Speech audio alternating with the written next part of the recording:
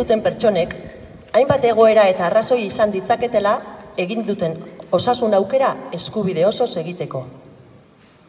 Deialdi honekin bat egiten dugunok, ateak ez ezik, bihotza ere zabaldu nahi diegu bazterran utzi nahi diren horien guztiei. Txertoaren aurrean edozein autu egin dutelarik ere.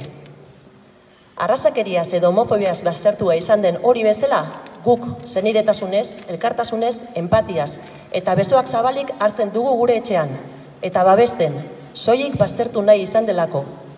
Senideak baikara, lagunak, herrikideak, komunitate berekoak. Proposatzen diguten esklusioaren aurrean, zaintzaren eta sendabidearen autua egin behar dugu orain, inoiz baino gehiago. Batu gaitezen txertatuak eta txertatu gabeak. Izan ere, egoera hau ez da larria soilik txertoa ez hartzea erabaki duten pertsonentzat eta haien seme alabentzat. Gizarte osoarentzat da larria.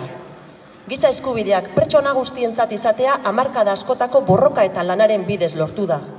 Eta COVID pasaporteak oinarrizko eskubide horiek larriki zapaltzen ditu.